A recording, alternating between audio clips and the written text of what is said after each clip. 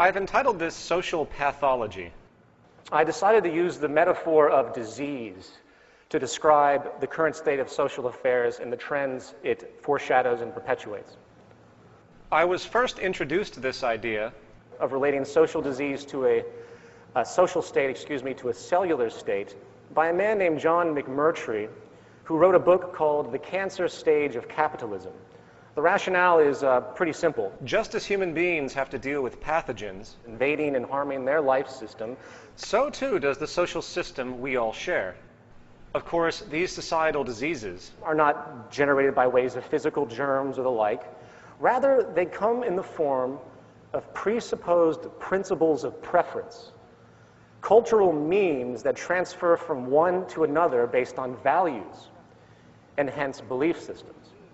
These memes, or patterns of perspective and behavior, are what eventually result from or comprise the cultural manifestations around us, such as the ideas of democracy, Republicans, Democrats, the American dream, etc. In Chapter 1, we will examine the symptoms, and hence diagnose the current stage of disease we are in. Then in Chapter 2, we will establish a prognosis, meaning what can we expect from the future as the current pathogenic patterns continue. And finally, in Chapter 3, we will discuss treatment for our current state of sickness, and this is where the concept, of course, of a resource-based economy will be initially examined. However, as an introduction to this, I'm first going to describe what I call the invisible prison. This is the closed intellectual feedback system, if you will, that consistently slows or even stops new socially altering concepts from coming to fruition, stops progress. Let me explain. The social order as we know it is created out of ideas, either directly or as a systemic consequence. In other words, somebody somewhere did something which generated a group interest, which then led to the implementation of a specific social component, either in a physical form, philosophical form, or both. Once a given set of ideas are entrusted by a large enough group of people, it becomes an institution. And once that institution is made dominant in some way, while existing for a certain period of time, that institution can then be considered an establishment. Institutional establishments are simply social traditions given the illusion of permanence. In turn, the more established they become, the more cultural influence they tend to have on us, including our values and hence our identities and perspectives. It is not an exaggeration to say that the established institutions governing a person's environment is no less than a conditioning platform to program, if you will, that person with a specific set of values required to maintain the establishment. Hence, we're going to call these established value programs. I have found the analogy of computer programming to be a great way to frame this point. While there is always a debate about genetics and environmental influence, which, by the way, as I mentioned, Roxanne Meadows will go into at length later in the program, it's very easy to understand in the context of values, meaning what you think is important and not important, that information influences or conditioning is coming from the world around you. Make no mistake, every intellectual concept which each one of us finds merit with is the result of a cultural information influence, one way or another. The environment is a self-perpetuating programming process, and just like designing a software program for your computer, each human being is advertently and inadvertently programmed into their worldview.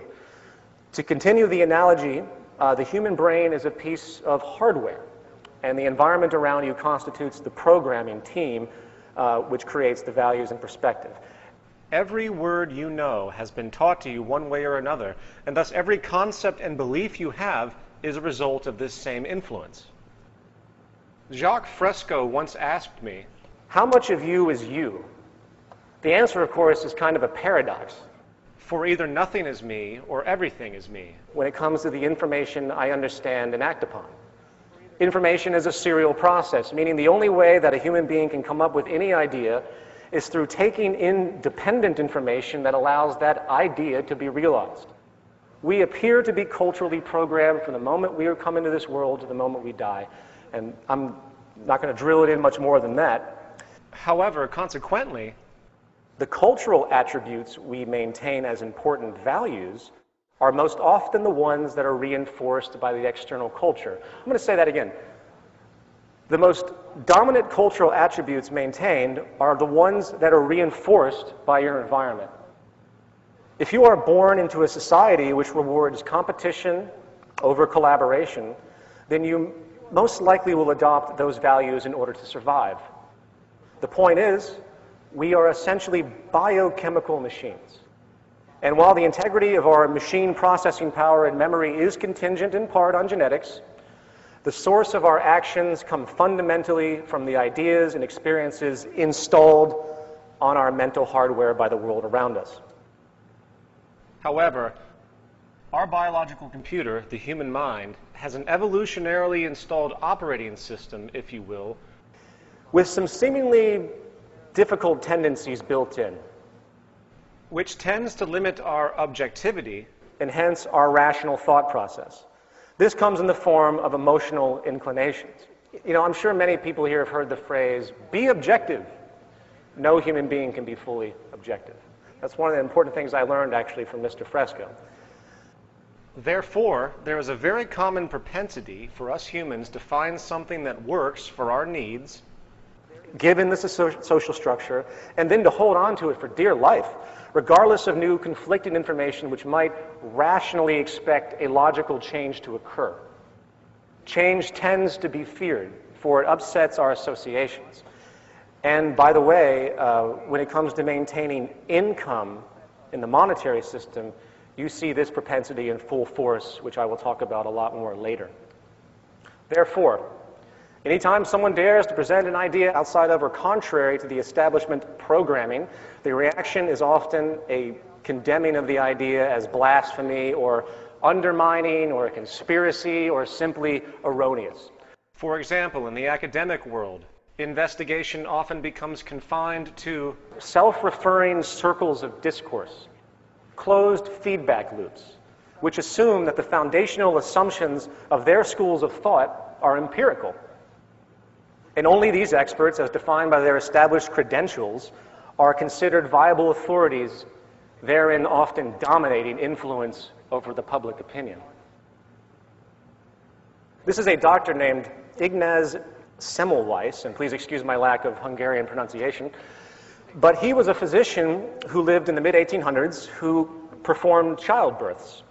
Through a series of events, he realized a pattern, that there was a relationship with the transfer of disease and the fact that the doctors of the times never washed their hands after performing autopsies. The doctors of the time would handle dead bodies in the lower elements of the hospitals, and then they would go up and they would perform childbirths without washing their hands.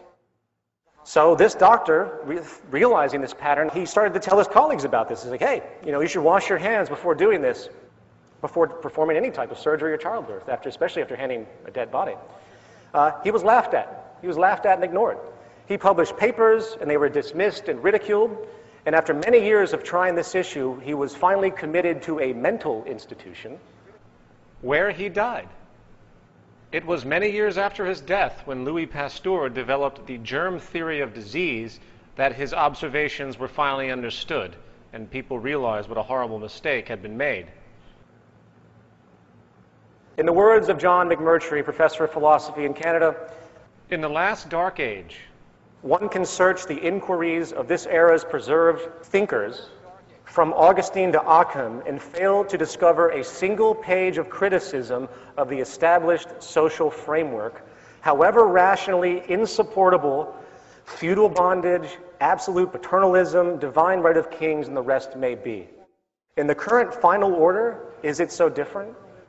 Can we see in any media or even university press a paragraph of clear unmasking of the global regime that condemns a third of all children to malnutrition with more food than enough available? In such an order, thought becomes indistinguishable from propaganda.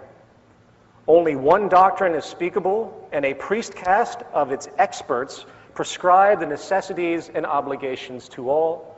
Social consciousness is incarcerated within the role of a kind of ceremonial logic operating entirely within the received framework of an exhaustively prescribed regulatory apparatus protecting the privileges of the privileged. Methodical censorship triumphs in the guise of scholarly rigor, and the only room left for searching thought becomes the game of competing rationalizations. People tend not to criticize the social order because they are bound within it, We are running a thought program which has been installed on our mental hardware, which inherently controls our frame of reference. To use a different analogy, It's like they're in a game, and the idea of questioning the integrity of the game itself rarely occurs. In fact, members of society often become so indoctrinated by their socially acceptable norms that each person's very meaning is framed by the dominant established value system, and the interpretation of new information is consciously or even subconsciously pre-filtered to be consistent with their prior biases. Now, this basic idea understood, let's hone our focus and briefly consider this mind lock phenomenon, as you could call it, in the context of economics, specifically market economics. Actually, a more accurate term at this stage would be economic theology, for, as this presentation will explore, the majority of people on this planet not only have no idea how they are being affected negatively by the market economy at large, they actually, on average, hold a steadfast commitment to its principles based on nothing more than the traditional indoctrination. I got an email once that said to me, if you're against the free market, you're against freedom. and naturally I shuddered at this state of mind control that the dominant established orthodoxy has successfully imposed. Of course, this is how power is maintained, and has been maintained by the dominant established orthodoxies since the beginning of time. And the trick, again, is to condition people so thoroughly into the established value systems that any thought of an alternative is inherently ruled out without critical examination. And to show how deeply pervasive this phenomenon is, you will notice that virtually all the activist organizations in the environmental, social, and political movements of the day always exclude the market system itself as a determinant of harmful effects. It doesn't even occur to them. Instead, they focus on individuals and certain groups or corrupt corporations, and while it is needed in a per-case basis to target problematic areas, it avoids the mechanism which is essentially creating the problem. This is the fatal flaw of what's happening in the so-called activist community today. And, as will be firmly and clearly established over the course of this presentation, the greatest destroyer of ecology, the greatest source of waste and pollution, the greatest purveyor of violence, war, crime, inhumanity, poverty, and social distortion, the greatest generator of social and personal neuroses, mental disorders, depression, anxiety, and the greatest source of social paralysis, stopping us from moving into new methodologies for global sustainability and hence progress on this planet, is not some government, it's not some legislation, it's not some rogue corporation or monopoly or cartel, it's not some flaw of human nature. It is, in fact, the economic system itself at its very foundation. The market system, monetary system, free market, capitalist structure, whatever you want to call it, is not only the source of some of the greatest social problems we face today, it is also setting us up for what could be called the terminal stage of this disease, where the pathogenic social value cancer has mutated and multiplied to a point where we are now faced with nothing less than the death or collapse of modern civilization as we know it. Now, please understand, I'm not a doomsday theorist. I'm not here looking for general knee-jerk emotional reactions to say it's the end of the world. It doesn't take a genius to see where the trends are going, the trends that the media won't talk about. And given the pattern of political, economic, and environmental negligence and abuse, we're on a collision course, which I will explain as we continue. Are there solutions to these problems? Yes, there are. But they are so far outside of the status quo And a threat to those in power, both politically and economically, that they are just outright dismissed as irrational and absurd. The self-appointed guardians of the status quo won't even hear it because it's far outside of their reference and identity. Here's a few examples of some of the things that are currently happening right now, and there's many more. These are just a few that I popped up in the mainstream media. This is where the zeitgeist movement comes in. I'm really sorry to say, we can no longer rely on government institutions to steer us in the right direction. Every government on this planet is locked into an economically oriented social program which is self-serving, unsustainable, and destructive to one degree or another. The possibility of a smooth transition into a new enlightened social design which does not have the negative byproducts, which I'm going to talk about, is extremely limited given the options made available in the current order, meaning the legal system, the political system, etc. Likewise, we can no longer endure the profit-driven ethos of the corporate and financial powers which control all of our precious resources on the planet. Resources we all need for survival. Society today is sick, and the illness permeates all life systems within it. And I see the zeitgeist movement as the immune system of the social world, if you will.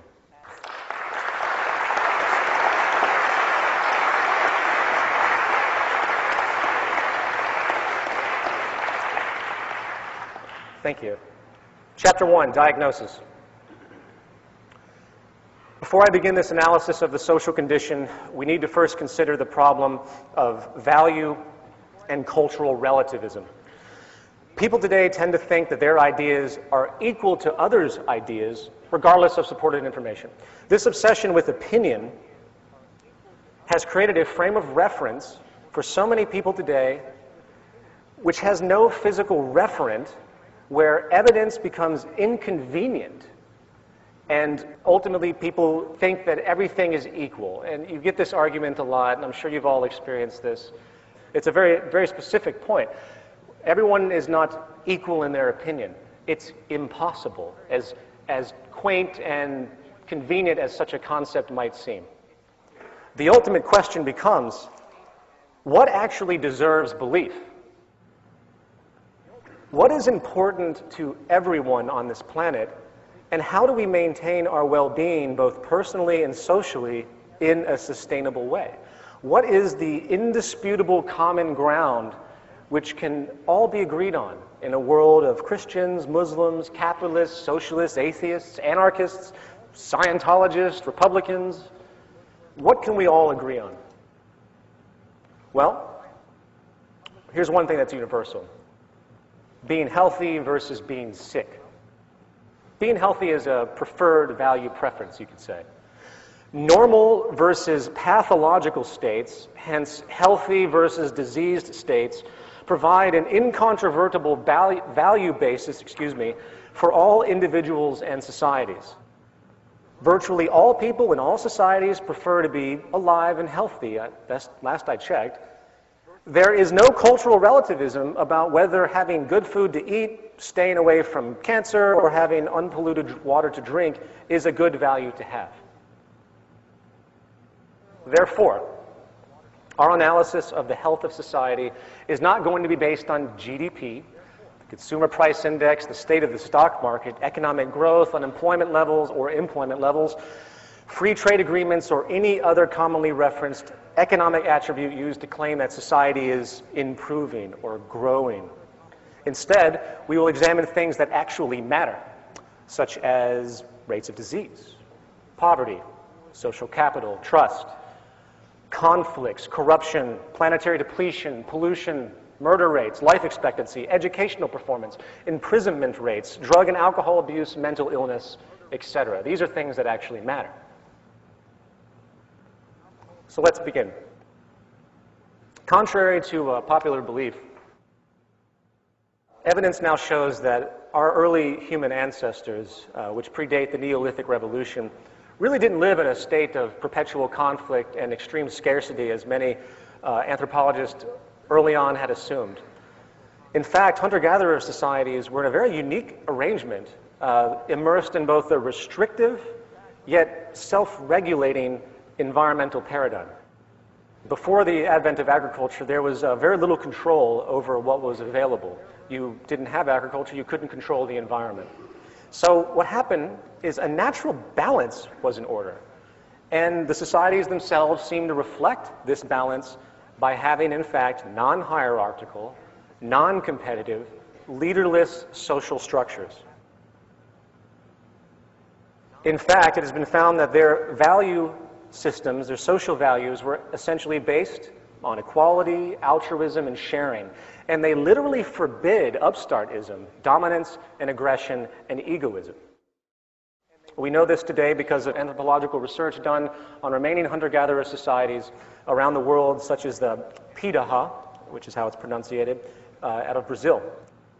Amazingly, it appears that well over, and this is an important point, for anyone that tells you that the current system is natural, for well over 90% of the human being's existence, human species' existence, on this planet as we know it, we were within social organizations that did not use money, that did not have hierarchy, and they even had counter-dominance strategies where the majority would work together to shut down any individual that was trying to gain power and control.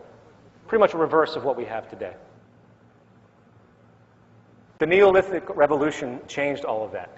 It provided human beings with an ability to control their environment more intently. The sustenance of life could now be cultivated essentially at will. Now, while this advent would appear as a profound benefit to all, it also introduced some pesky social problems as a result of conditioning attributes, which we still deal with today.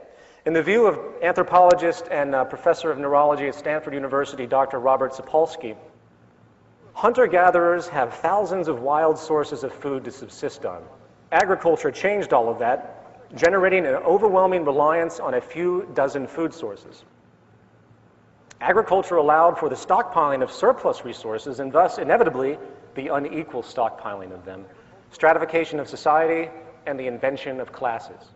Thus, it has allowed for the invention of poverty.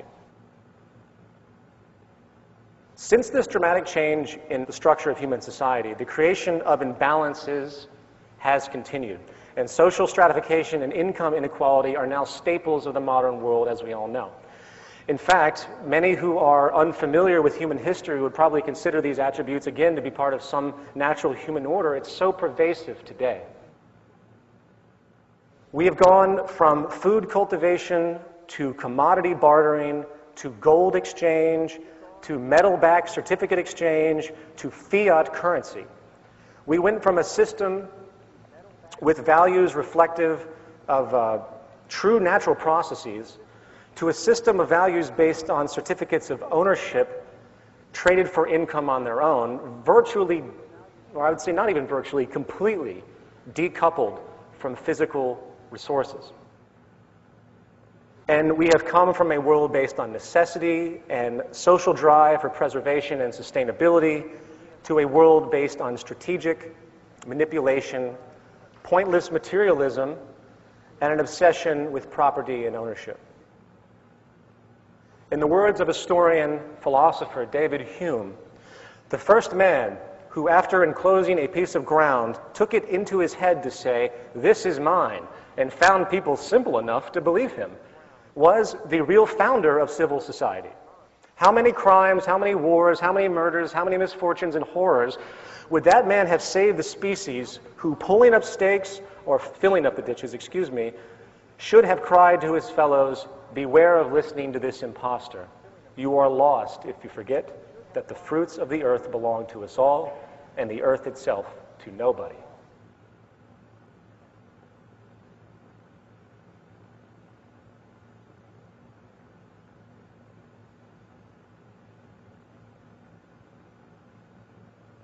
Moreover, scarcity is now a driving force for commerce. In our system, scarcity equals profit. the less there is of something, the more it can be valued in terms of money. In other words, abundance is a negative thing in the profit system. In the words of anthropologist Marshall Shallens, the market industrial system institutes scarcity in a manner completely unparalleled and to a degree nowhere else approximated, where production and distribution are arranged through the behavior of prices and all livelihoods depend on getting and spending. Insufficiency of material means becomes the explicit, calculable starting point of all economic activity. Likewise, I would like to point out as a simple aside that the money supply in America at all times has less in value than the outstanding transactions required. In other words, there isn't and never will be in the American money supply or most other money supplies on the planet enough money in existence at any one time to cover the outstanding transactions within the economy. Money is created out of debt through loans, and interest is charged for those loans, whether it is a government bond or a personal home equity loan. If every single debt was called in right now in our economy, there would be an enormous amount of money that is literally impossible to pay back in domestic currency. This is a central reason why stratification and inequality is literally built into our system. The inherent scarcity of the money supply itself. Imagine that. In this system, bankruptcy isn't some irregular byproduct that negligent people just happen to stumble into. It is an inevitable built-in attribute. It's a game of musical chairs. I hope that's clear. In the words of economist Bernard Lietaer, a great quote, "Greed and competition are not the result of a mutable human temperament. Greed and fear of scarcity are, in fact, being continuously created and amplified as a direct result of the kind of money we are using. We can produce more than enough food to feed everybody, but there is clearly not enough money to pay for it all. The scarcity is in our national currencies. In fact, the job of the central banks is to create and maintain that scarcity. The direct consequence is that we have to fight with each other in order to survive." That last sentence really defines so much. The direct consequence is that we have to fight with each other in order to survive. The consequence of these mechanisms is, again, extreme social imbalance and hence social stratification. With this understood, let's now consider the state of income inequality within the world. In 2005, the jolly folks at the Citigroup put out a memo to its wealthiest clients in regard to the state of what they called the plutonomy. In the opening summary on this is very, very clear. The world is divided into two blocks, the plutonomy and the rest. The US, the UK, and Canada are the key plutonomies, economies powered by the wealthy. The plutonomy is defined as a society where the majority of the wealth is, of course, controlled by an ever-shrinking minority. And as such, the economic growth of that society becomes dependent on the fortunes of the wealthy minority and not the rest of the people. Keep that in mind. They then go to ask the question, what are the drivers of plutonomy? They state disruptive technology, driven productivity gains, creative financial innovation, capitalist-friendly cooperative governments, an international dimension of immigrants and overseas conquests invigorating wealth creation, slave labor, the rule of law, and patenting inventions. Often these wealth waves involve great complexity, exploited best by the rich and educated of the time. The basic point of this document is the understanding that the average consumer is essentially meaningless to the equity markets. For the super wealthy, trading amongst themselves account for the state of the economy overall.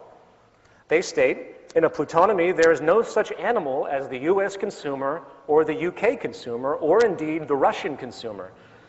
There are rich consumers, few in number, but disproportionate in the gigantic slice of income and consumption they take. There are the rest, the non-rich, the multitudinous many, but only accounting for surprisingly small bites of the national pie. They continue. This is why, for example, we worry less about the impact of high oil prices on aggregate consumption.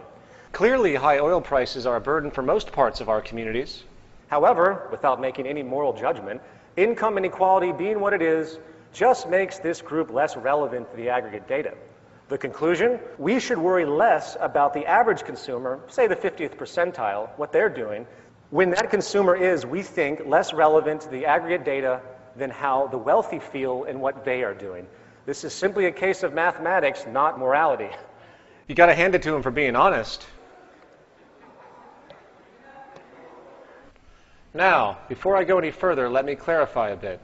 Plutonomy, as the Citigroup documents describe, and these are very long-winded documents, is, of course, the state of extreme imbalance, so extreme in certain countries that the investment community has little regard for the average person's consumption habits. In other words, the preference mutation has occurred as a result of the financial incentive system, where the consumption patterns of the general population become nearly obsolete in the interests of the wealthy, where they, the wealthy elite, the plutonomy, can now just trade amongst themselves and forget about the lower classes.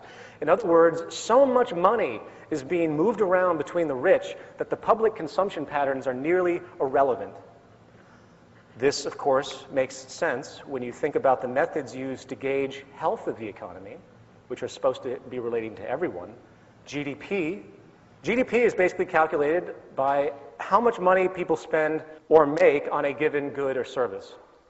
So using the example of net worth, if you have the top 1% controlling 35% of the financial wealth in America, with the next 19% controlling 50%, leaving the bottom 80% with 15%, you have 20% of the American population controlling 85% of the money. And this is what Citigroup figured out. This very small section of the population is what actually powers everything. What this means is that the financial system has little incentive inherently to care about the actions or well-being, essentially, of 80% of the public.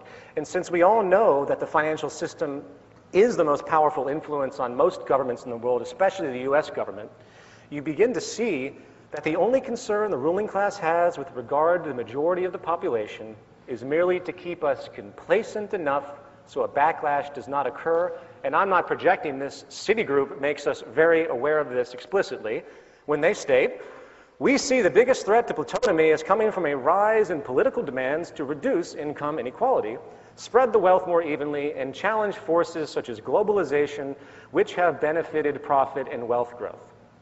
But don't worry, they're not too concerned. Our conclusion, the three levers governments and societies could pull on to end plutonomy are benign.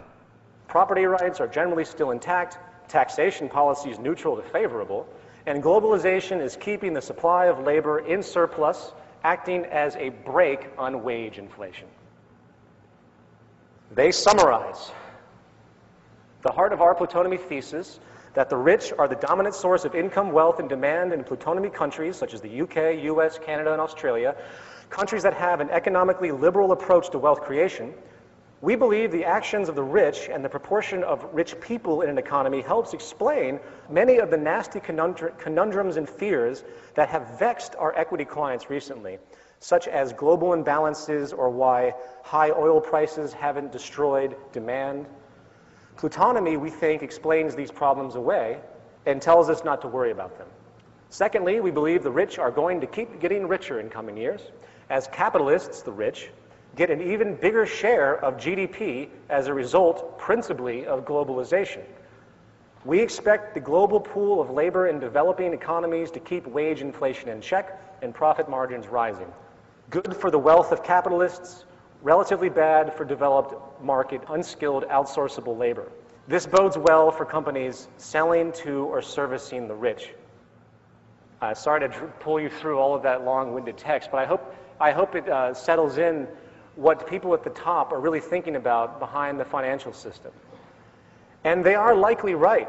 The rich are going to get richer. The current economic decline that we're in now really doesn't mean anything to the top 20%. It's the 80% that continue to suffer. But hey, Who cares? Evidently, the top 20% power the economy anyway, and I'm not even going to go into what this means in regard to our naive assumptions of democracy in the modern world. In fact, in the words of former Supreme Court Justice Louis D. Brandeis, I believe is how you pronunciate it, we can have democracy in this country, or we can have great wealth concentrated in the hands of a few, but we cannot have both.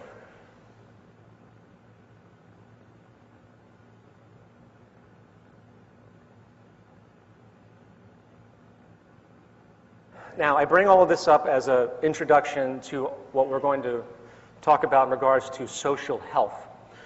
Coupled with this, however, I think a few stats should be digested. In 2007, chief executives of the largest 365 U.S. companies received well over 500 times the pay of the average employee. In many of these top companies, the chief executive is paid more in one day than the average worker makes in a year. The Walmart family, which is about 6 people, the Waltons, has a combined fortune estimated at about $90 billion in 2009, according to Forbes. The combined wealth of the lower 40% of the U.S. population is only $95 billion. Also, the highest paid jobs on the planet are in fields of trading and investment, occupations which have no meaning whatsoever, create nothing. They are pointless to the state of society in the natural world. In 2005, the average annual take-home pay for managers of the top 26 hedge funds, aka gambling casinos, was $363 million each. Compare that to the average medical doctor, which makes about $150,000 a year, and the biological research scientists, which are looking for cures and treatments for diseases, which makes only about $68,000 a year. You get the point. Income equality is here, and it is growing, and it appears to be unstoppable when you look at the mechanisms of the financial markets and the culturally accepted reality of tremendous wage differentials among different fields. So now, we present the question. What does this mean to our health, to our well-being? Groundbreaking research by Richard Wilkinson and Kate Pickett of the UK in the area of social inequalities in health and the social detriments of health has given us some profound realizations about what it means to have a society based and driven by inequality. To summarize this groundbreaking research, the common view that social problems are caused directly by singular material conditions such as bad housing or poor diets or lack of educational opportunities and so on is being overturned. The idea that more wealthy societies do better than poorer societies in regard to health in general is not the case. The social problems abundant in rich, highly stratified countries are largely caused by the scale of material differences between people within society itself. The problem is not absolute income, but rather the problem of relative income. If you compare groups of people with the same income in different countries, you find that those in more unequal countries do much worse than those in more equal countries with the same income. It appears to be a psychosocial phenomenon. Inequality seems to make countries socially dysfunctional. And as based on measures of societal health, crime rates, and well-being, it is safe to say, as you will see me point out, that really our current structure is nothing more than a social failure. Life expectancy. On this chart, we see a specific set of wealthy countries. I apologize for those that can't read this in the back. I'll do my best to point out what is going on here. Basically, the y-axis you see is life expectancy, and the x-axis is income inequality going from left to right, low to high. Life expectancy, bottom to top, of course, low to high. As you can see in this, Japan has the lowest amount of income inequality, but with a staggeringly high life expectancy.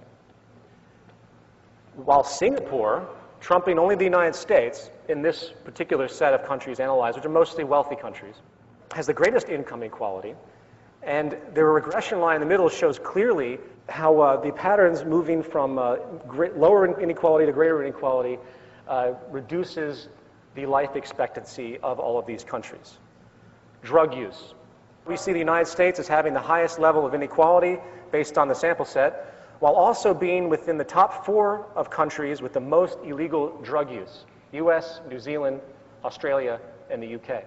While in the lower echelon, you have Japan, Sweden, and Finland, which have the least amount of inequality and the least drug use. Well, Greece is in there too. It's the trends that are important here. You can see the clear regression line. I want to expand on this particular one. The reasoning for this, there was a study done in 2002 with macaque monkeys. In this study, 20 monkeys were observed and analyzed in regard to social hierarchies that developed in different circumstances, noting which animals were dominant and which were subordinate. The result was that the monkeys that had become dominant had more dopamine activity in their brain than they had exhibited before they became dominant, while the monkeys that became subordinate showed very little changes in their brain chemistry.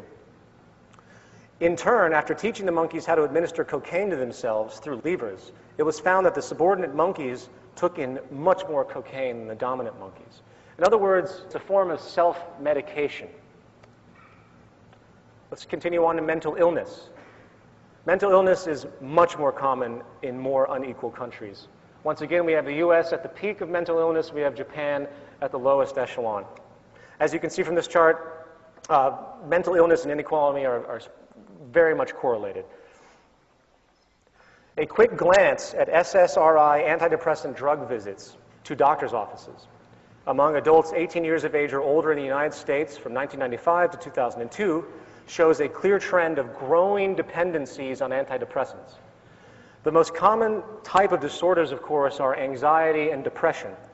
A psychologist by the name of Jean Twenge did an interesting study which proved that Americans are much more anxious than they used to be.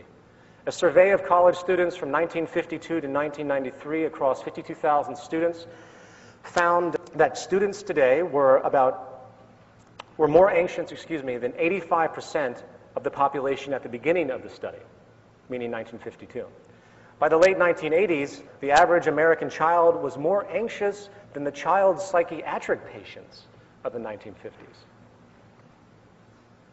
As far as depression, a study called Time Trends in Adolescent Mental Health found that in Britain, depression among people in their mid-20s was found to be twice as common in a study of 10,000 or so people born in 1970. 10,000 people study, twice as common in 1970 as it was in 1958. It also found that in general, psychosocial disorders affecting young people have risen substantially over the past 50 years. In Germany, Italy, Japan, and Spain, 1 in 10 are deemed mentally ill in a year. In the UK, it's 1 in 5, and in the US, it's 1 in 4. Across entire populations, rates of mental illness are 5 times greater in the most unequal countries compared to the least equal. Now, of course, I know what you're saying. What about genetics? I think Richard Wilkinson summed it up very well. Although mental illness can be affected by changes in the levels of certain chemicals in the brain, nobody has shown that these are actually causes of depression, rather than changes caused by depression. Although some genetic vulnerability may underlie some mental illness, this cannot by itself explain the huge rise in illness in recent decades. Our genes cannot change that fast. And let's move on to the idea of trust. Another word for this is social capital. Social capital is defined as an attitude, spirit, or willingness of people to engage in collective civic activities. Hence, there's a strong trust relationship. As you can see in the chart, those that feel they can trust one another are much more common, naturally, in societies that have less inequality. This, of course, is beyond obvious, as I'm sure many would agree. Naturally, with greater inequality, people are less caring of one another. In fact, mistrust and inequality, I think, reinforce each other. Now, this point is probably enough for a 1-hour lecture in and of itself. What is a society if people cannot trust each other? It's important to realize that the idea of friendship and the notions that couple in with friendship, which is ultimately a quality of trust, is a characteristic completely opposed to the competition mentality and the economic theories of self-interest we see today. Empathy, reciprocation, and cooperation equates to good health, while suspicion, fight, competition always equates to high levels of stress and hence destruction. As we'll talk about in a second, stress is one of the deadliest killers that we know of.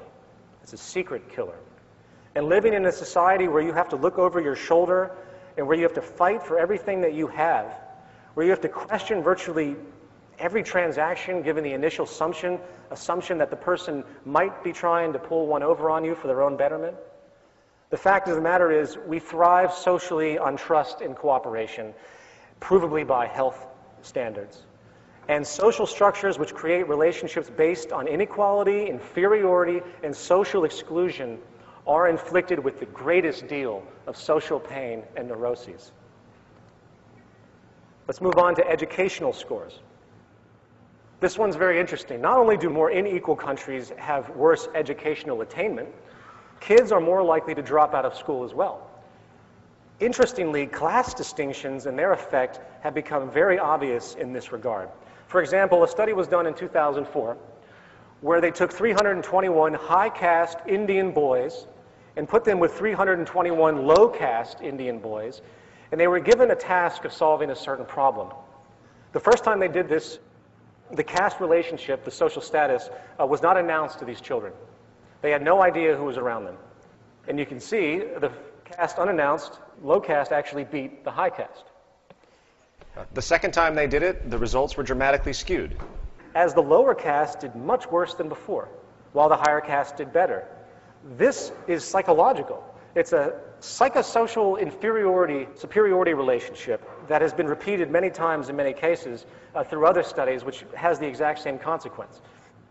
People are greatly affected by their perceived status in society.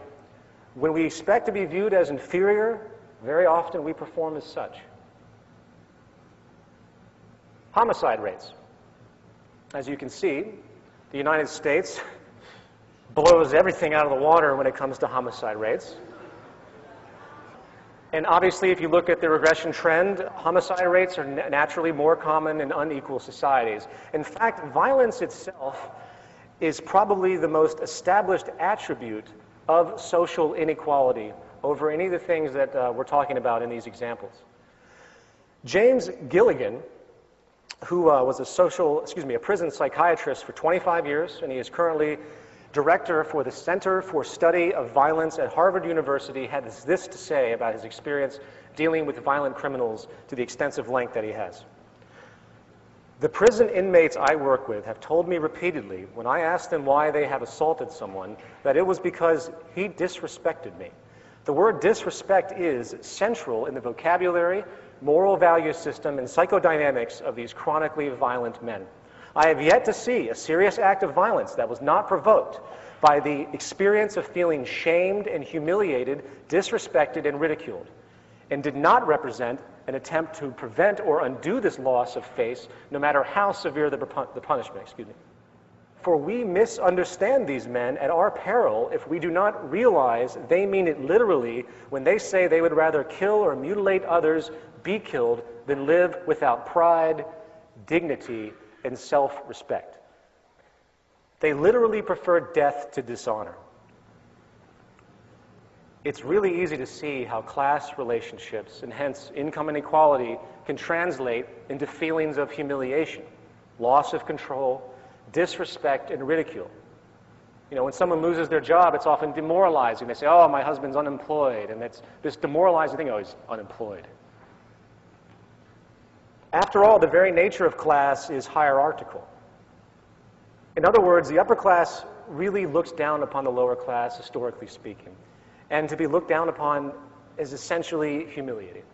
Therefore, it should be no surprise why the United States has the largest number of homicides in the world, given its extreme income inequality. And this leads us to rates of imprisonment. The trend is very acute as well. Obviously, as we can see, imprisonment rates are much higher in unequal countries. The more unequal the country, the more people in prison. However, what is interesting about this reality is that it doesn't just relate to rates of crime, which of course is more prevalent in unequal societies, but it also has to do with the punitive attitudes toward the so-called criminal elements of society. In other words, the more unequal the society, the harsher the punishments are for a given offense. And hence, more people are put into prison for longer periods of time than they are in more equal countries. Since 1984, the state of California has built 1 new school and 20 new prisons. As an aside, for those out there who think the prison system might serve some therapeutic rehabilitation role in the modification of human beings and human behavior, I would like to refer back once again to our prison psychiatrist James Gilligan for his perspective. He states, "The most effective way to turn a nonviolent person into a violent one is to send him to prison. The criminal justice and penal systems have been operating under a huge mistake, namely the belief that punishment will deter, prevent, or inhibit violence, when in fact it is the most powerful stimulant of violence we have yet discovered." Now, here's a very interesting one, social mobility. Social mobility has to do with the class relationship that you have upon your birth and how easy it is for you to move up out of that class or lower than that class during your life. In other words, if you're born into poverty, how much of a possibility do you have to become wealthy? Well, as you can see by this chart, the United States, home of the American dream, Has the lowest mobility rate. of all the countries in the sample set. There are very high odds that if you're born into poverty, you will stay in poverty. Likewise, if you were born into great wealth, you will stay wealthy most likely for the rest of your life. And if you think about it, it's really a form of class segregation. This reality can be blamed in part on the very mechanisms of our financial system, which keeps the lower classes poor and the upper classes rich deliberately. As a quick example of this, which I've stated before, but I think it's a very important example, if you have $1 million and you put it into a CD at a bank at 5% interest, you're going to generate $50,000 a year simply for that deposit. You are making money off of money itself, paper made on paper, nothing more, no invention, no contribution to society, nothing. That being denoted, if you are a lower to middle class person who is limited in funds, which must get an interest-based loan like most people to buy their home or use credit cards, then you are paying interest to the bank, which the bank is then using, in theory, to pay the person's return with the 5% CD. Not only is this equation outrageously offensive due to the use of interest to steal from the poor and give to the rich, but it also perpetuates class stratification by its very design, keeping the lower classes poor under the constant burden of debt while keeping the upper classes rich with the means to turn excess money magically into more money with zero labor or social contribution. This is only one mechanism, by the way, which is used to make sure these class attributes or class segregation is maintained. Infant mortality, very simply, more high in unequal countries than less unequal countries. Obesity, naturally, higher in more unequal countries. Teenage birth rates, higher in more unequal countries. Innovation, I love this one, because it's a total slap in the face to all of those party line toting market enthusiasts who seem to think that the competitive-based incentive system of seeking profit translates into new innovations for the common good. I'm sorry to say, that isn't the case whatsoever. Using the measure of patents per million, Finland, Sweden, and Ireland trump the United States when it comes to invention. And finally, let's take a look at an aggregate summation that was compiled of the many points that we have just examined. This chart shows Life expectancy, math, literacy, infant mortality, homicides, imprisonment, teenage births, trust, obesity, mental illness, drugs, alcohol use, and social mobility. As you can see, in the United States, with the highest level of stratification, we are the absolute worst. And just to make sure you understand this analysis clearly, here is a chart showing absolute income of the same thing you just saw. As you can tell, there is no pattern. There is no trend regression line. Here they are side by side, so you can see how viable this information really is. The trend is very clear about the ramifications of inequality in a given country or social environment. As a final point on this topic of inequality and its consequences, I want to bring up a study called the Whitehall study, which was in 2 rounds, 1 and 2, stretching over, I believe, about 60 or 70 years. Professor Michael Marmont of the Department of Epidemiology and Public Health at University College of London was the director of these studies. He used the British civil service system as the subject group, and they found that there is a gradient of health quality in industrialized societies, which is not simply a matter of poor health for the disadvantaged and good health for everyone else. Something else was happening. Remember, this is the UK, which has socialized healthcare. So everyone essentially has equal access to the same amount of healthcare. They found, regardless of this, that there was a social distribution of disease as you went from the top of the socioeconomic ladder to the bottom. And the types of diseases that people would get would change on average. For example, the lowest rungs of the hierarchy had a 4-fold increase of heart disease-based mortality compared to the highest rungs. And this pattern was, to a certain degree, again, irrespective of access to healthcare. This is just one example, by the way. It's a gradient of health problems that emerge that cannot be explained by absolute income. And it, in fact, goes back to the stress response if you go into it and research these points. Even in a country with universal health care, the worse a person's financial status and position in the hierarchy, the worse their health is going to be on average. In other words, people in higher socioeconomic positions, those higher in the pyramid, live longer, enjoy better health, and suffer less from disability, while those of lower socioeconomic status die younger and suffer the greater burden of disability and disease. This comes in the form, again, of a gradient, meaning that from the higher upper class straight down to the lower class, bottom class, each successive step down or up the socioeconomic ladder constitutes a respective quality change in a person's health. The bottom line is that there's a great deal of statistical data that screams that living in a more equal society is more healthy and productive for about 99.9% of the population. It is only those at the very tip of the pyramid that could be considered unaffected by the disease known as social inequality. Equality benefits everyone, in other words. Now, given this reality, it begs the question, what is the actual psychosocial cause of these issues? What are the most dominant mechanisms in place that continually support class division and the neuroses and sickness it generates? Well, we really don't have to look very far for a viable possibility. The cultural programming wing of the market system is the advertising industry, which serves to perpetuate the consumption values that you see around you. However, it goes much deeper than that. It goes much deeper than just getting people to buy things for a specific company's profit. The fact is, the values of materialism and consumption are of dire importance to the operation of the world economy. Without those values, the system would falter, and let me explain why. At the core of the economy as we know it lies the unalterable requirement for constant, perpetual, cyclical consumption. In other words, the entire basis of what we refer to as economic growth, which in turn is translated into things such as gross domestic product, which are supposed to be measures of social progress and the like, is nothing more than human beings constantly and perpetually buying and selling over and over and over again. If human beings do not buy things, companies and stores cannot afford to pay their employees. If an employee cannot be paid, then that employee, which is also the consumer, cannot go out and spend the money they receive from employment back into the system to perpetuate the cycle.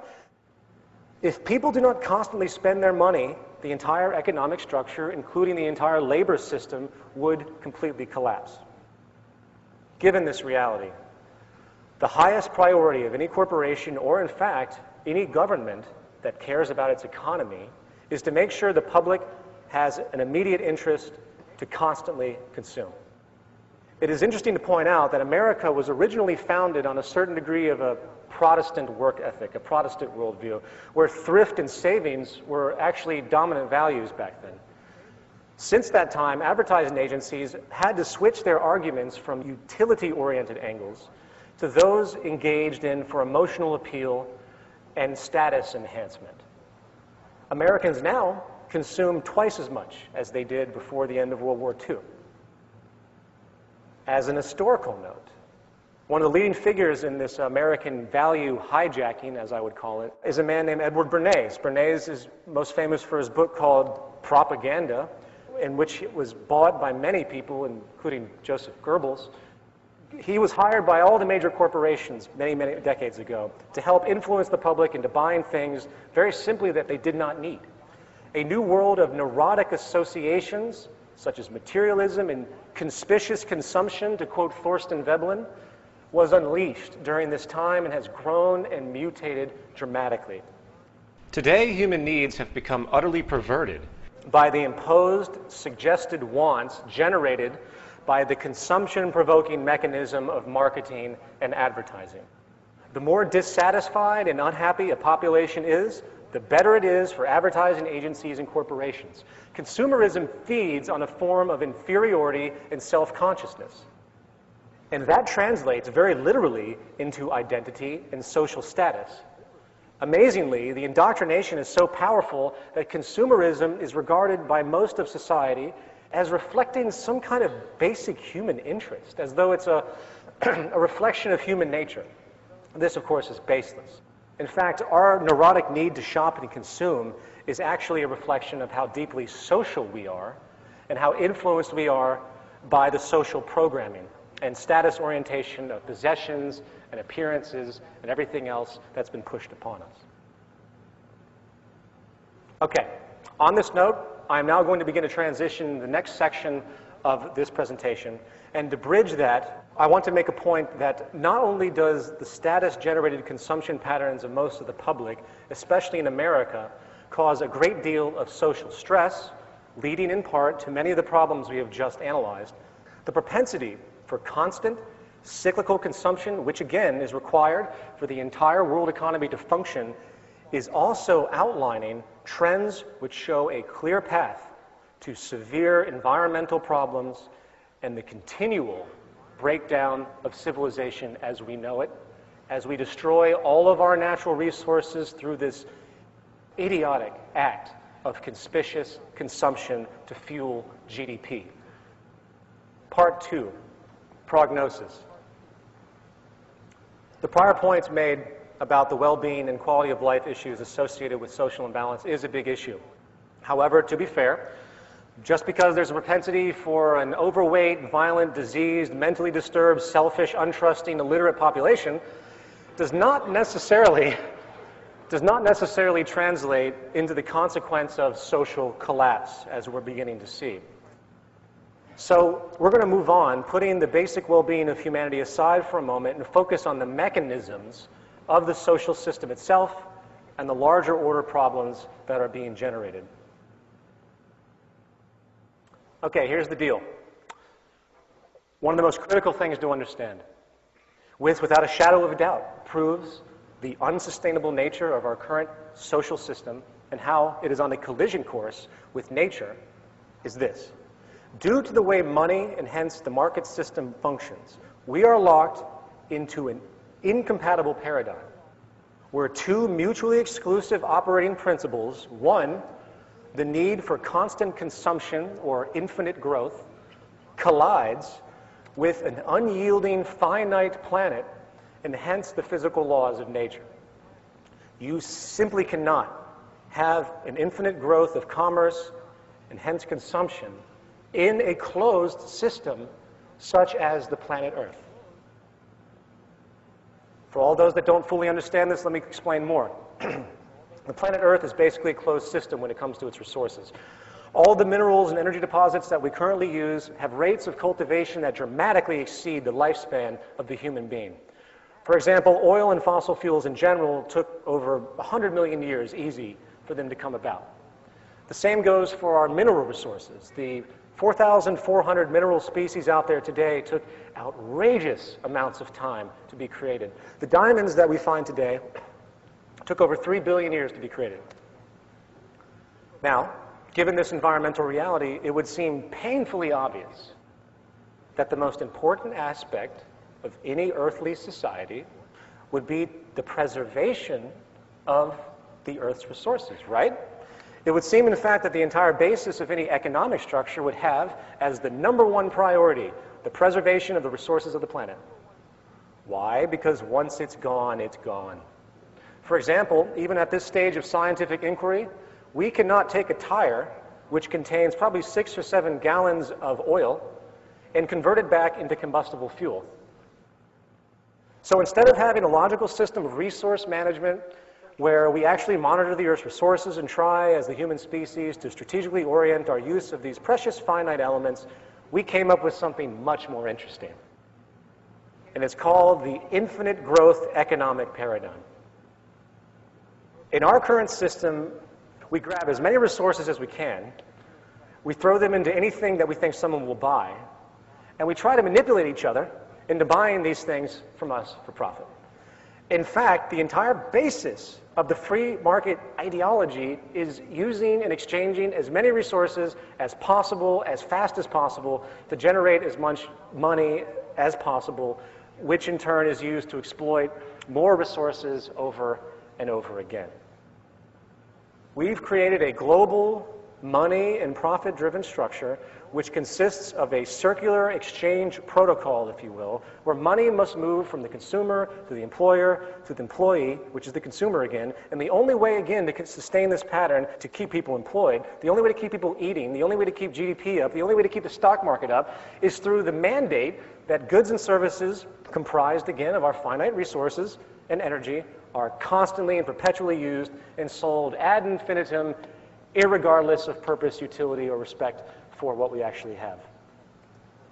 I couldn't possibly come up with a more destructive manner for organizing society.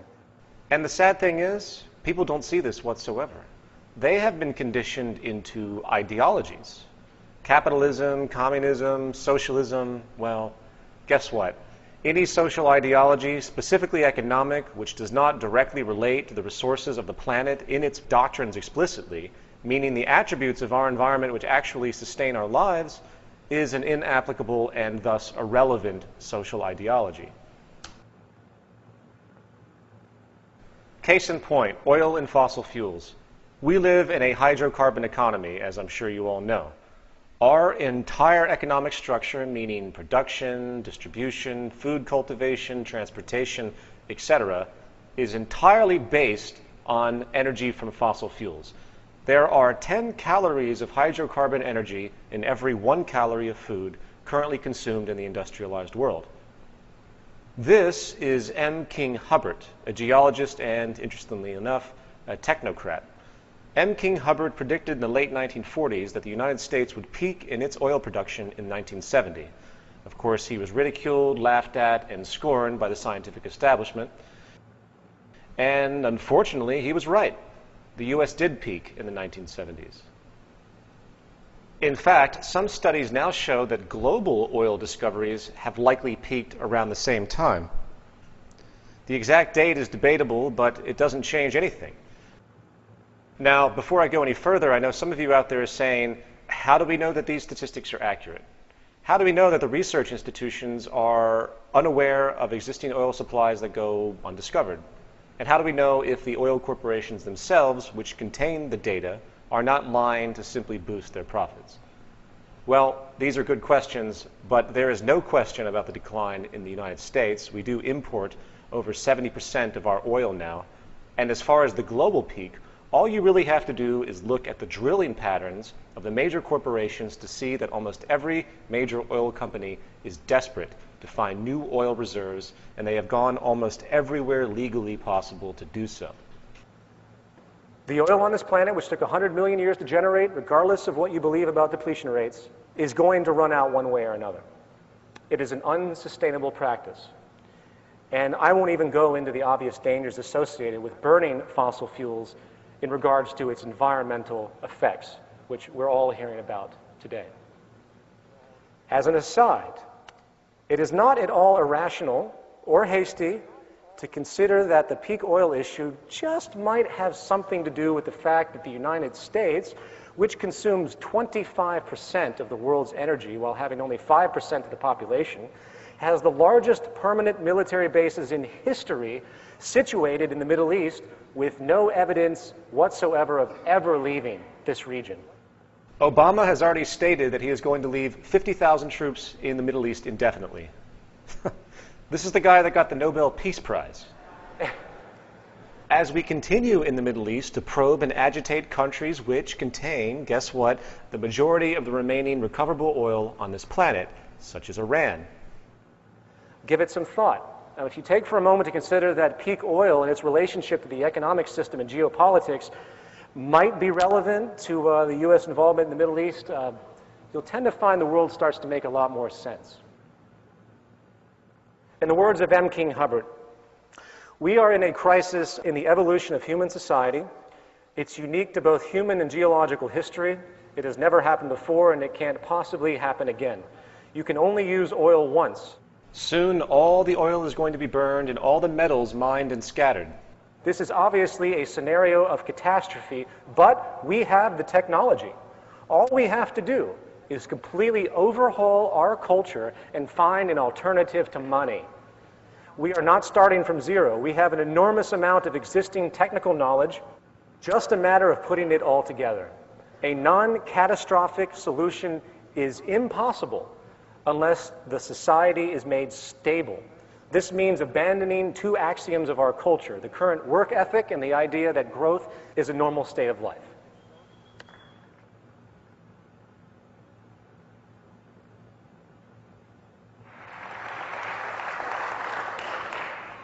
He continues in a paper he wrote in 1981 called Two Intellectual Systems, Matter, Energy, and the Monetary Culture. Hubbard writes, the world's present industrial civilization is handicapped by the coexistence of two universal, overlapping, and incompatible intellectual systems. The accumulated knowledge of the last 4 centuries of the properties and interrelationships of matter and energy, and the associated monetary culture which has evolved from folk ways of prehistoric origin. You simply cannot have a society operate based on this necessity for constant growth to maintain, ironically, stability. We have at our disposal a tremendous number of alternative energies. And infrastructure possibilities. And sophisticated manners of implementation, which could reduce our reliance on fossil fuels dramatically, paving the way to a world that would have zero reliance on hydrocarbon energies at all.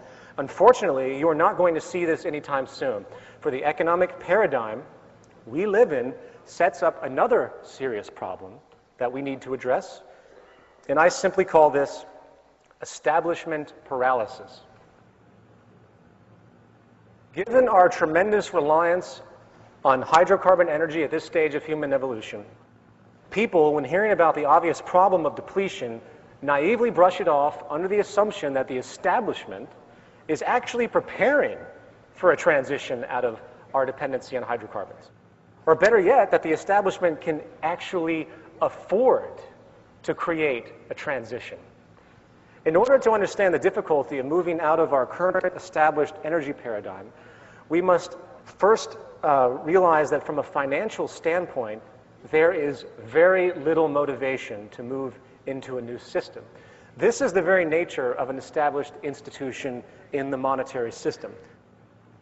The fact of the matter is, an exorbitant amount of money, I know this will sound strange to many of you, an exorbitant amount of money is going to be made on the scarcity of energy and, in fact, the collapse of society itself. Our economic system is predicated on making money on the way up and making money on the way down. Those in power, referencing back to that Citigroup document I talked about, have a propensity to care more about the short-term, short-sighted financial benefits of running out of energy than they care about the pivotal life-supporting attributes that it provides. If you look back at history, you see that the concern over depleting fossil fuels has been talked about for a long time. And many scientists in the 1960s and 70s felt that by the year 2000, we would have an entirely different energy infrastructure. Why didn't that happen? Why is it that the Reagan administration ripped off the solar panels from the White House that Jimmy Carter had installed? Why is it the U.S. government sided with big oil so the electric car would be squashed in the United States? The answer, of course, is that our profit market-based system sets up a natural defensive propensity to stop anything if those changes find the prior establishment to be obsolete. This is likely the most caustic attribute of our current situation, the knee-jerk propensity to stop productive change for the sake of preserving market share and profit for select groups. Think about it. If you start a company, you hire employees, you generate income. What have you done? You've created an institution which yourself and your coworkers rely on for their income and hence survival. Therefore, you will do what you need to protect yourself and your life-sustaining company. It is providing for your standard of living. In other words, there is a built-in short-sightedness. And this survival element, which is only operational in our current profit-oriented system, is what is stopping needed change from coming to pass. I could probably ramble off many examples of new advents that have been pushed to the side because they're either too efficient or too sustainable for the market system to absorb, or simply money can't be made continually off of them. It can't perpetuate the system, or it puts an industry out of work. It puts people out of work. There is a human element to this. So there's a natural need, a natural attribute, where people say, well, okay, this is probably better for society, but I need to make money now. I can't think about the transition, so let's just push this aside for now. That's what's happening over and over and over and over again. It's not that they're bad people or anything like that. This is what the system has created. Simultaneously, let's remember that the market system requires constant problems. In order for the public interest in consumption to be maintained, problems and cultural influence is required. The more problems there are, the better the economy, generally speaking. In this system, it is inherently good for cars to break down. It is good for people to get cancer. It is good for computers to become quickly obsolete. Why? More money.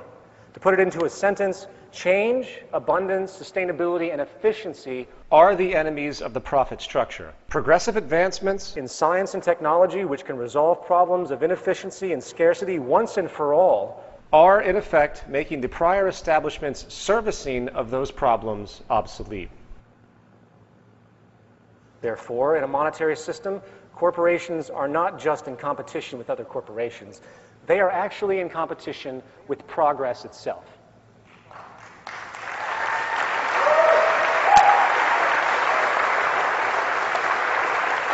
Thank you. And again, this is why it's so difficult to have any form of change in a monetary system. You simply cannot have a social convention where money is made off of inefficiency and scarcity and misery and expect a quick incorporation of new advents that can relieve these problems. Okay, with that understood, let's get back to the energy problem. The final issue I'd like to point out is this. Apart from the fact that there's a great deal of money to be made by the select few as the majority suffers, apart from the fact that the established energy institutions have little motivation to forego their profitability to alter society's energy mediums, is the very harsh reality that due to the outstanding debts globally right now, I think as we all know, the Earth is essentially bankrupt, as hilarious as that is. There is likely not going to be enough money to change anything.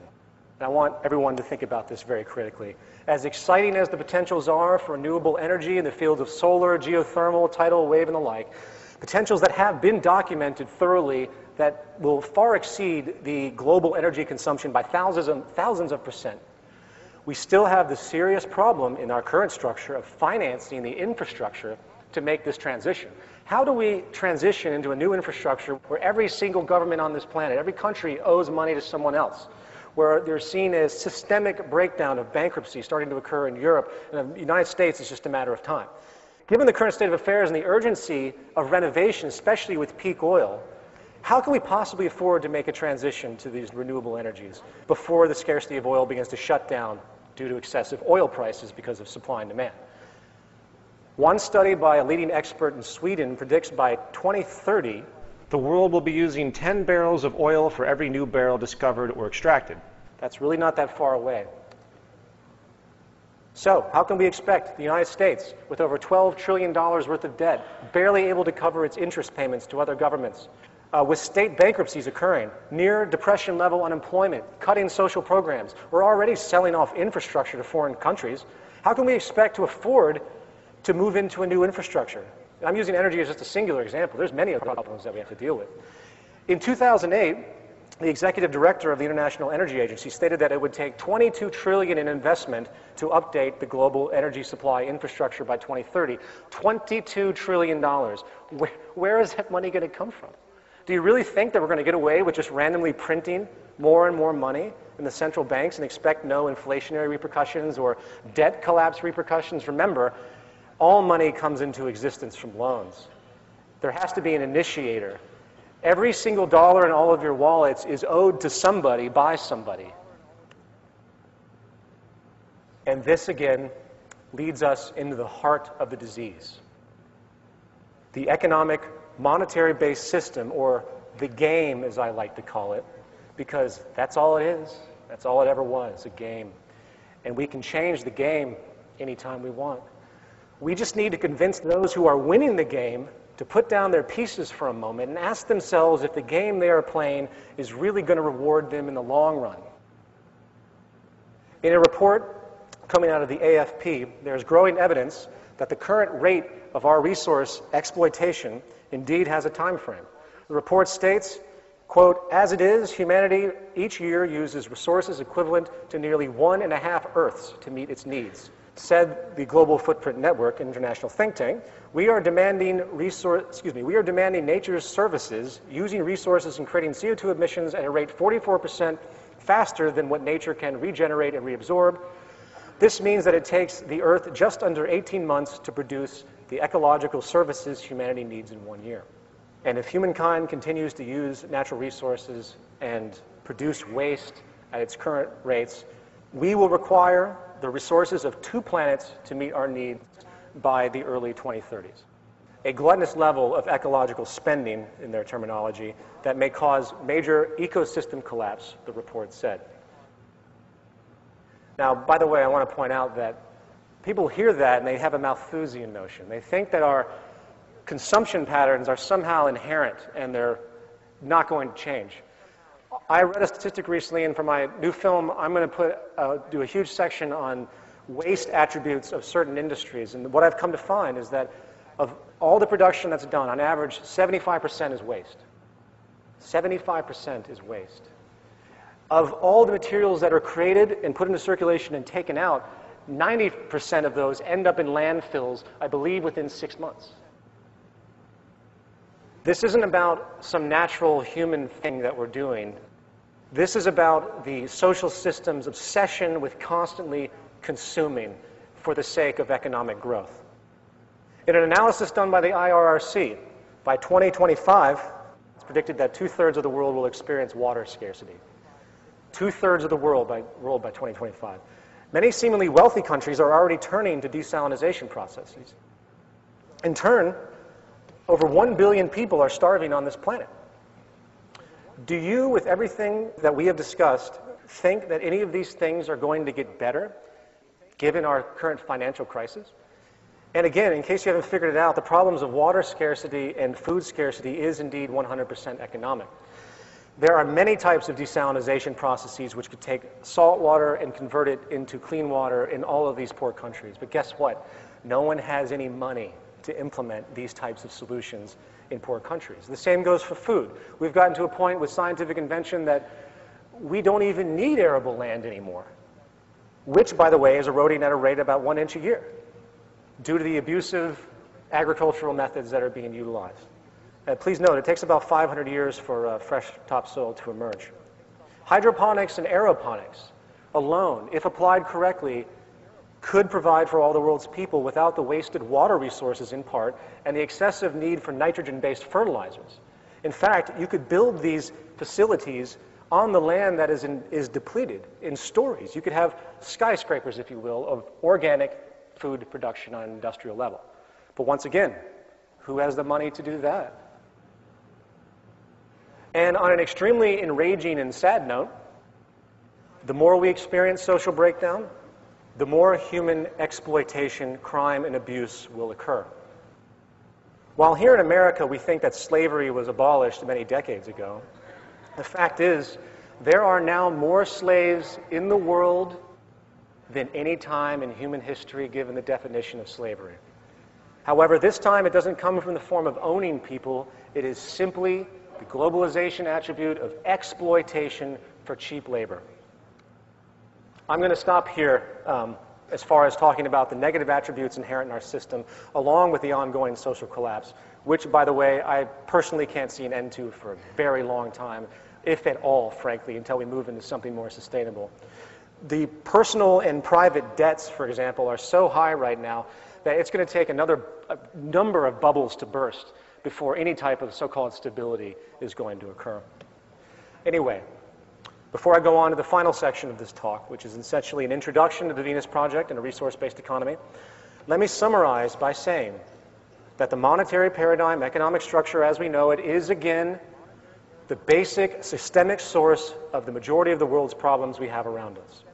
In this system, if this cancer is allowed to grow unabated, spreading its malignant propensities across the globe, utterly decoupling from the natural world and the carrying capacity of the earth, destroying the finite resources we all share, we are on pace with nothing less than something that no one can even consider of a collapse. And I'm not talking about waking up one day and there's nothing anywhere. It's not like that. It's where slowly it arose to a point where the values and the culture and the awareness becomes so distraught and so confused that the levels of quality of life become justified, where you start to accept less and less. It's going to slow everything down to a crawl. And invariably, there will be some dramatic accents, if you will, of severe problems, especially when it comes to the energy crisis that is looming. Something radical has to be done. We are approaching a terminal stage. Part 3, treatment. There are two angles to consider when attempting to resolve these problems. The first is the mentality of the culture, as we've discussed before, the cultural programs, and the second is the actual structure of social operation. As noted earlier in our discussion, these two attributes are deeply interlinked. However, regarding the first issue of cultural conditioning, we need to employ what I call, as a movement, we need to employ what I call social therapy. Social therapy refers to adjusting a society's values, changing the value programs. We must have sustainable values in order to have sustainable practices. I would suggest that the first program that needs to be uninstalled from our mental hardware is the social distortion that generates conspicuous consumption pushed forward by the corporately aligned advertising agencies. The value orientation of having more and more stuff, regardless of their utility or function, is an unsustainable ideology inherently on a finite planet. Consumerism and materialism, again, are sicknesses, culturally created to perpetuate the cyclical consumption needed to fuel the market and labor system. This is precisely what the Zeitgeist movement is trying to do. We can't do anything until people understand the need for this direction, which is why we're here right now, which is why this is being webcast, which is why those involved in the movement are diligently working, not to create infrastructure yet, but to try to get these values out there. We will address the movement directives in the second half of the program. Beyond that, as far as the actual structure of society, I'm afraid we require nothing less than a complete and total revision. And this is where the Venus Project again comes in. I'm going to run down 5 of what I consider to be the central attributes required to move into a resource-based economy. 1, we must move from a growth economy to a steady-state economy. The cancerous consequences of the infinite growth paradigm must be stopped before it's too late. In the final analysis, given our technological ingenuity at this stage, we propose the absolute elimination of the monetary system itself. There's no reform possible to stop what the system is doing. The scarcity and waste we see around us is created by us, not some intrinsic process of nature or some Malthusian inherent tendency. The need of money is no longer relevant and is extremely detrimental, in fact. Second, we must move from a primitive, competitive, invention-oriented system, work system, to a collaborative system. Not only are all goods produced in our current society inherently inferior, by the way, due to the need to maintain a competitive cost basis in the marketplace, but the competitive system also generates massive amounts of corruption. Yes, I agree. The incentive to compete does produce some improved goods and services to a certain degree, but that positive is utterly overshadowed by the planned obsolescence, the inherent planned obsolescence, and the general environmental indifference generated by the necessity to stay ahead of someone else. As an aside, imagine for a moment if the top engineers of the major car companies, rather than competing, got together and decided to collaborate on making the best car possible at a given point in time. Imagine if we established an incentive system that pulls people together to create the best rather than compete and produce inherent inferiority. Think about that. An open source world where all lines come together and produce goods so everyone can benefit. Think about that. The progress would just be unbelievable. Not to mention, it would save tremendous amounts of resources. For there'd be no longer a need to duplicate perpetually. You don't have two companies making the same thing anymore. It's a form of preservation if they work together. Third, we have to move from our piecemeal, dispersed industrial methods to a central planned system of streamlined functionality. Is it me, or is it absolutely insane that we import strawberries from Brazil or bananas from Ecuador or water from Fiji when all of these things could be produced locally? As Jacques Fresco will describe in regard to his city systems, everything is as self-contained as possible. As another example, consider the general route of production, from mining the materials to creating the preliminary components to assembling the components to distribution. And there's a constant move of transportation to go from one place to another, wasting tremendous amounts of energy. Give that some thought for a moment to think about if you streamlined all of the actions of society, think about how fluid things could be and what that actually means. Now, to extend this point, in a talk I did called Where Are We Going?, I described a ground-up global approach to a network organization, which is in fact a resource-based economy. And I described why the parameters are what they are. I don't have time to go through all of it, but let me give just a quick rundown of the reasoning for those that have never even considered any other social system outside of what we know today. Very simply, the Earth is a system and must be treated as such. There are resources all over the Earth, and therefore we must have a system that can monitor these global resources within a global technological infrastructure.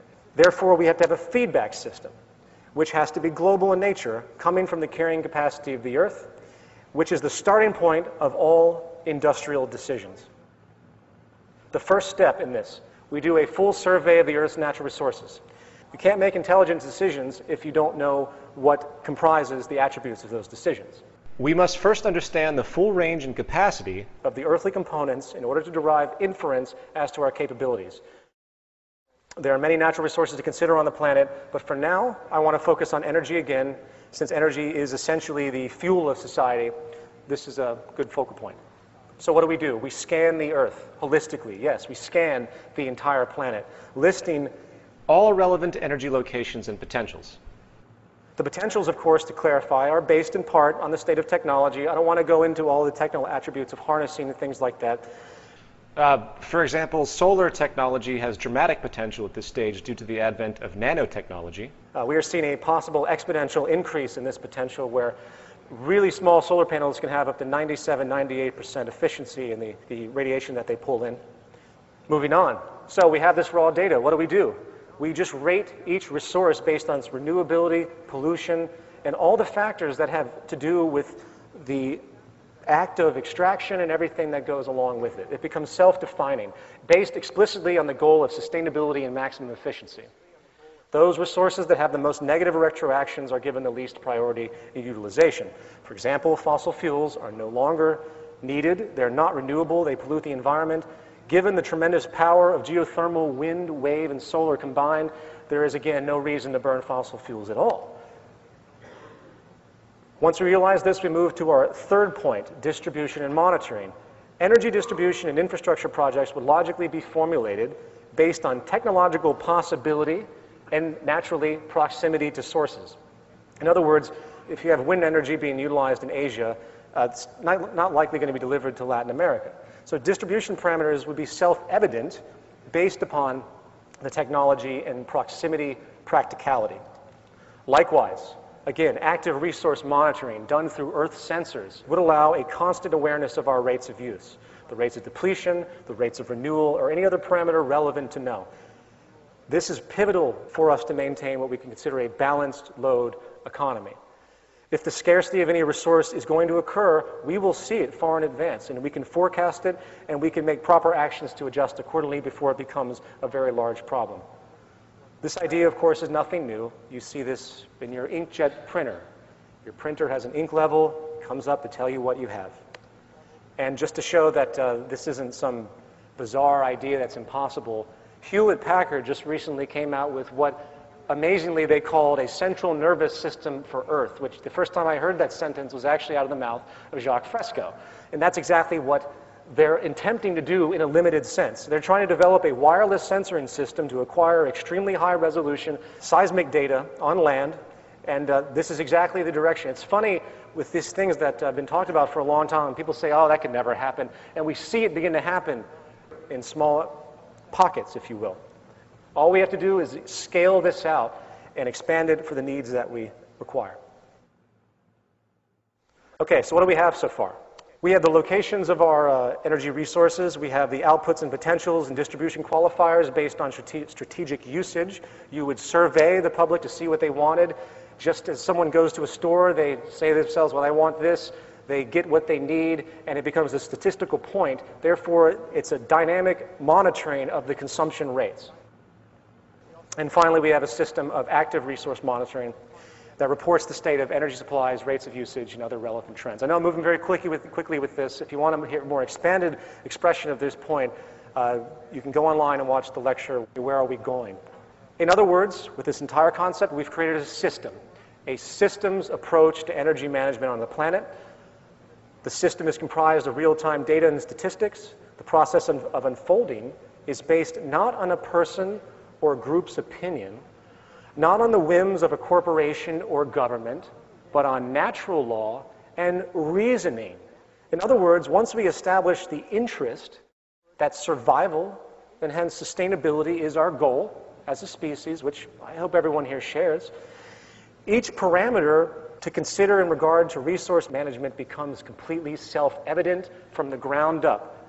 It's called arriving at decisions as opposed to making them, which is a subjective act based on incomplete information and very often cultural or personal biases. Using this energy model as a procedural example, and I'm going to start moving very quickly because I didn't realize how long this presentation was. It's already almost 5:30.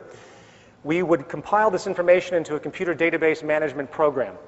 And this will be the logical means to monitor and have automation systems to correct elements that are problematic.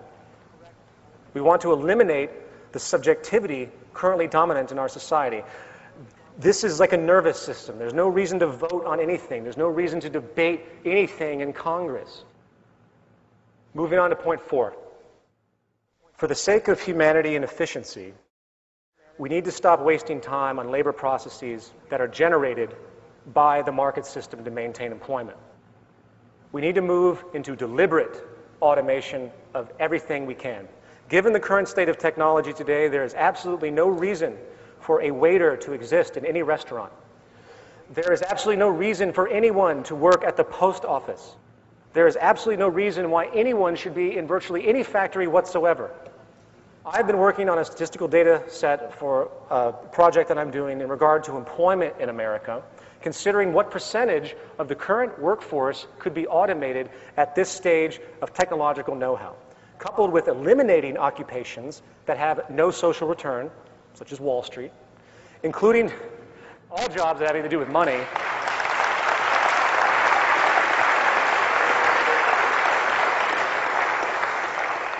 As Jacques will describe, our system has no money, there's no banks, there's no cashiers.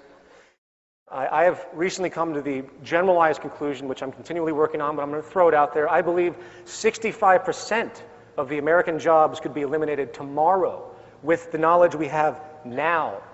Not trend projections, which make things cataclysmic, but the knowledge we have now. But this isn't just a fanciful notion of say, oh, we can have more free time.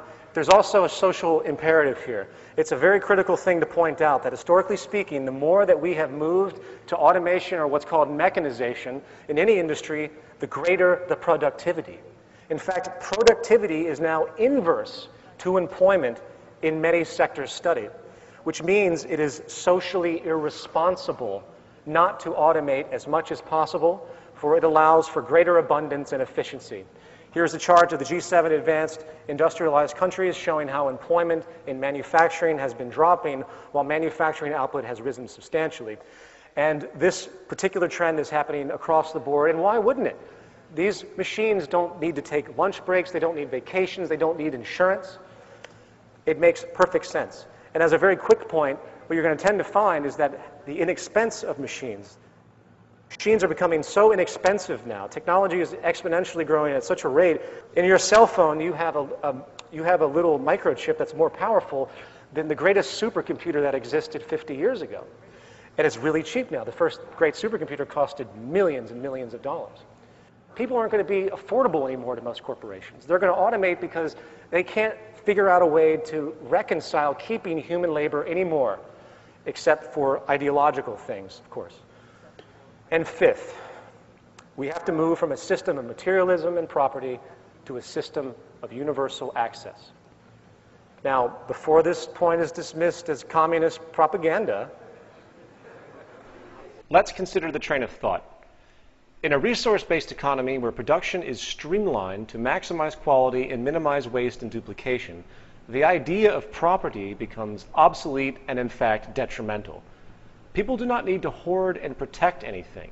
They simply need access to what they need at the time they need it. The best example is the automobile. We've been finding in science now there have been tests done of cars that can drive themselves. It's been tested, satellite-driven automobiles that can navigate very well, and Jacques talked about this years ago as well, using Doppler radar so cars simply cannot hit another car.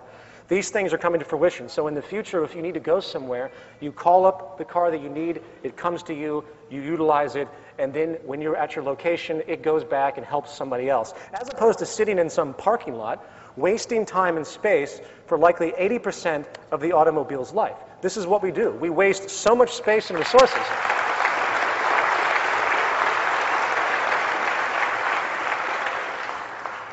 We waste so much space and resources with this primitive concept of personal ownership. It is environmentally detrimental and socially inefficient. And by the way, property isn't an American or capitalist idea. It's really a primitive mental perspective generated from generations of scarcity. People claimed legal ownership because it was simply a form of protection. It's also controlled restriction, in fact. You know, no longer would someone need to live in one place. One could travel the world constantly, getting what they need as they move along. Anything needed is obtained without restriction. There's no reason to even steal something, and this is an extremely important point. How could you steal something that no one owns? You certainly couldn't resell it because there's no money. Right there, you have 95% of all crime gone.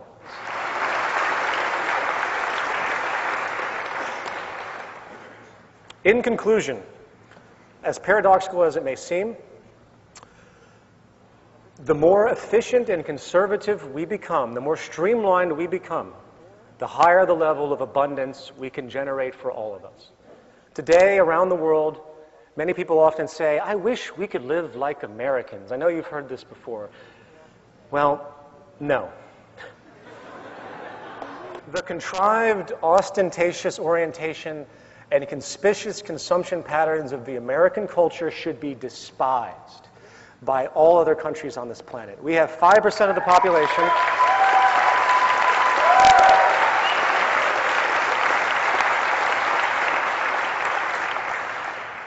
We have 5% of the population and we consume 30% of the world's resources. It's insane. In a resource-based economy where we base our production and distribution on physical reference, starting with the carrying capacity of the earth, where we streamline our labor expression towards things that have a long-term social return, when we get rid of the cancer known as the financial system and start to share our resources in a diligent way, working together, avoiding the false values of materialism and consumption pushed upon our culture, we find that we can provide a high quality of life for everyone on this planet while eliminating all of the central reasons for war, poverty, destitution, violence, criminal behavior, neuroses, it would be the dawn of a world we could actually label a civilization. And if that isn't a goal worth working towards, I don't know what is. Thank you.